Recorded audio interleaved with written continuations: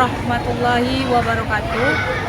Yang saya hormati Bapak Ibu dosen penguji uji kinerja LPTK YN Curup.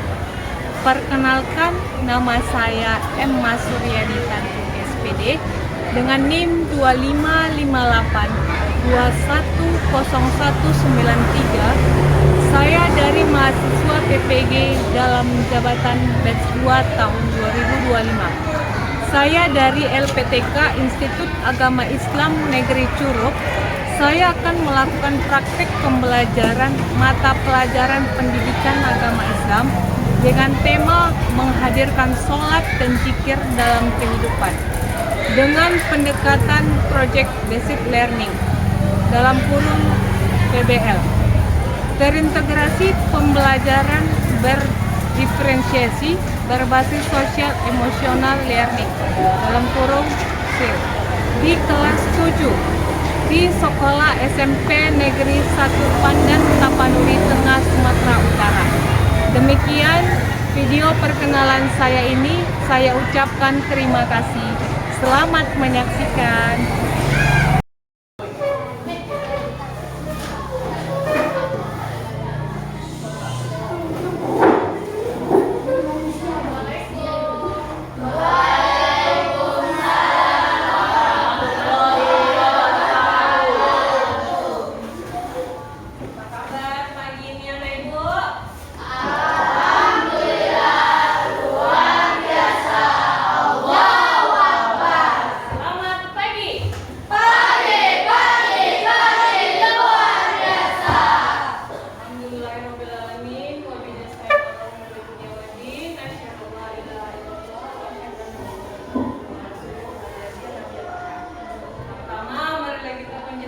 Dan syukur kehadiran Allah SWT karena berkat dan rahmatnya kita bisa melakukan proses belajar mengajar di lingkungan yang kita cintai. Baik, sebelum kita memulai pembelajaran pagi ini, lebih baiknya kita berdoa. Ayo, yang biasa yang berdoa dunia mungkin doa. Udah tahu ya?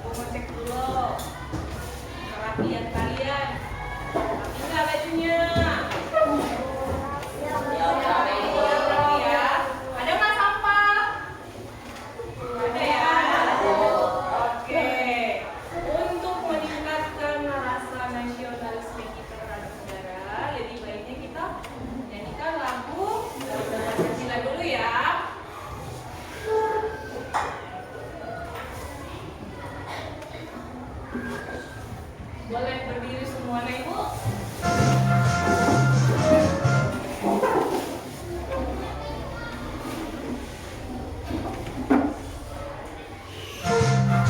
Jadi semua ya.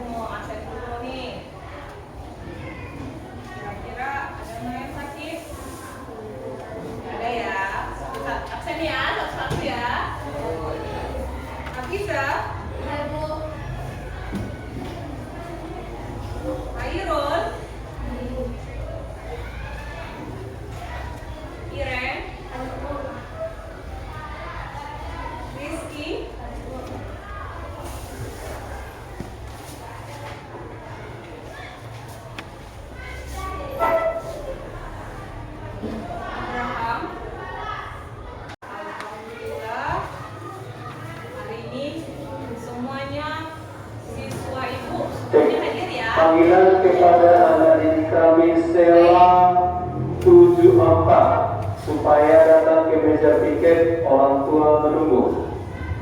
Sela 74 Minggu lalu supaya datang ke meja piket. Terima kasih. ya. Asmaul Husna. Apa itu Asmaul Husna? Yang tahu? Ya. Nama-nama baik Allah. Terus jumlah Asmaul Husna ada berapa? Iya, coba sana. 99. Bukan 99 ya? Coba Ibu minta sebutkan 5 nama Asmaul Husna yang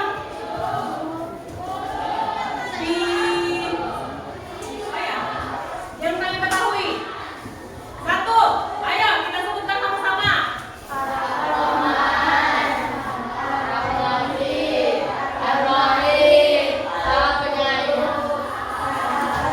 Oke, baik. Anak Ibu semuanya sudah tahu ya. Baik, sebelum kita memulai pelajaran minggu ke depan, minggu ini, kita melakukan explaining dulu ya. Oke, masih ingat explainingnya? Masih, Bu. Tepuk fokus. Melihat, mendengar, mengingat, fokus. Oke, tepuk 1. Yes. Tepuk 2. Oke. Tepuk 3. Semangat. Tepuk 4. Konsentrasi. Tepuk 5. Siap belajar. Oke. Semangat ya Kak Ibu pagi ini. Alhamdulillah. Udah sarapan belum? Sudah, Bu. Oke, terima kasih Minggu informasi lalu secara. Panggilan kepada anak didik kami Sela 84 ternyata. Ibu mau mengingatkan pelajaran kita Panggilan tentang kepada anak didik kami Sela kelas 84 supaya datang ke meja piket, orang tua menunggu. Terima kasih. Ya, mari kita di bab 3. Apa itu? Menghadirkan sholat dan Baik.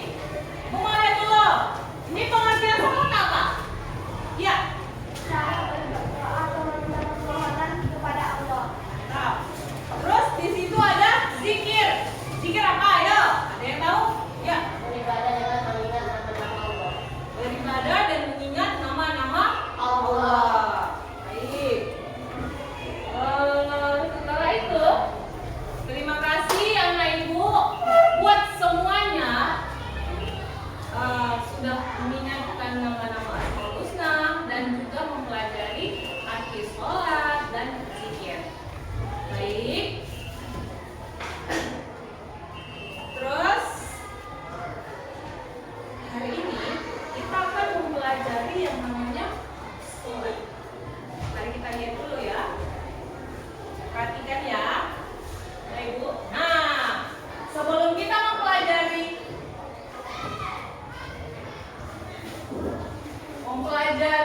materi sholat, Ibu mau menyampaikan tujuan pembelajaran dulu. Apa itu tujuan pembelajarannya? Ada 3 bagian. Yang pertama, di sini peserta didik dapat menghubungkan hakikat sholat dan zikir dalam mencegah perbuatan keji dan munkar. Terkait ya.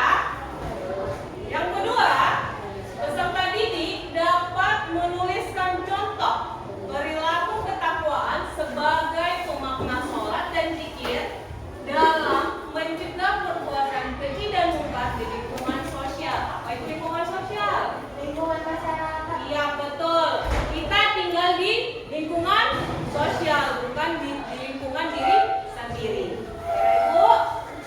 Dan ketiga, peserta didik dapat membuat kota tentang sholat dan zikir mencegah perbuatan keji dan munkar. Nah, Ibu mau nanya perbuatan keji dan munkar itu apa?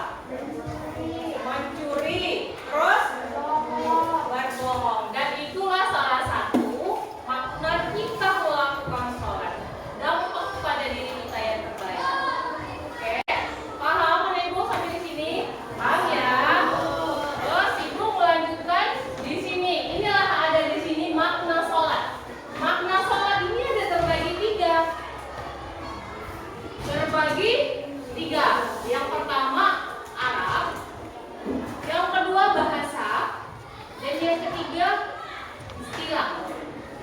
Bahasa Arab yang 3 ini sama-sama memaknai arti yang sama. Arti yang sama itu berarti meminta kepada Allah, karena Dia yang menciptakan kita, ya kan? Baik, perhatikan di sini pengertian dari bahasa Arab yaitu sholat, yang berarti doa dan meminta permohonan kepada Allah. Dan menurut bahasa, sholat diartikan dengan doa berarti meminta kebaikan. Dan yang ketiga istilah di sini. Istilah di sini, sholat dipahami sebagai semua perkataan dan perbuatan yang dimulai dengan takbir dan diakhiri dengan salam. Berarti itu seperti apa? Sholat. Ya kan? Kalau kita sholat berarti takbir dulu kan? Baru mengakhiri dengan salam. Udah paham sampai di sini makna sholatnya? Udah ya sayang? Baik, kita lanjut ya. Nah, di sini dalil. Dalil yang menguatkan sholat itu Quran surah Al-Ankabut ayat 45. Quran Al-Ankabut ayat 45 yang artinya di sini ya, bacalah kitab Al-Quran yang telah diwahyukan kepadamu Muhammad dan dilaksanakan sholat. Sesungguhnya sholat itu mencegah dari perbuatan keji dan munkar. Dan ketahuilah, mengingat Allah sholat itulah lebih besar keutamaannya dari ibadah yang lain. Allah mengetahui apa yang kamu kerjakan. Dimanapun kamu sayang, mau kamu di hutan, mau kamu dimanapun itu berada, tetapnya Allah itu selalu tahu hambanya apa yang dia lakukan. Mau itu perbuatan yang salah, mau itu perbuatan yang benar, Allah itu selalu ada. Allah itu selalu ada dimanapun itu berada. Jangan kalian melakukan perbuatan yang salah. Allah aja pun gak nampak kok. Allah aja pun jauh kok. Enggak, Allah itu ada di mana-mana. Di hati kita, di lingkungan kita. Jadi jangan pernah perbuatan salah kalian merasa perbuatan itu Allah nggak tahu, Allah itu maha tahu. Paham saya?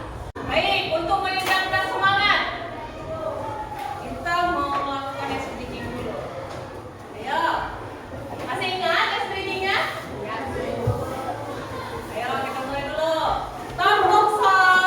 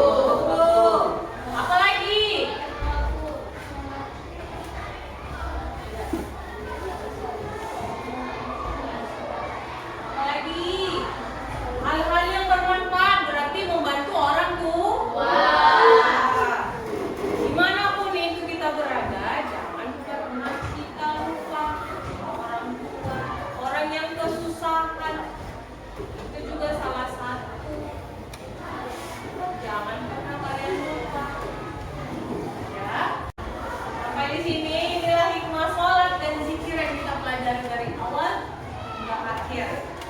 Gimana saya? Paham nak? Ada yang kendala? Di sini kesimpulan. Sholat merupakan amalan ibadah. Ini kesimpulannya. Sholat merupakan amal ibadah yang paling tinggi nilainya dibandingkan dengan ibadah yang lain. Terus zikir. Zikir apa ya? Zikir merupakan elemen yang penting dalam beribadah kepada Allah. Apabila kita tidak melaksanakan sholat, maka kita akan berdosa. Kenapa berdosa? Karena kita sudah mulai derajat dosa.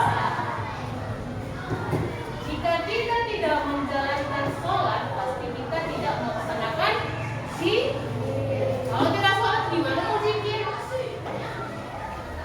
Pasti kita jauh dari Allah, ya kan? Sholat dan zikir memiliki hikmah sebagai berikut. Yang pertama, menguatkan akidah. Yang kedua, menguatkan hubungan dengan Allah Subhanahu wa Ta'ala. Yang ketiga, memperoleh kedamaian hati dan jiwa.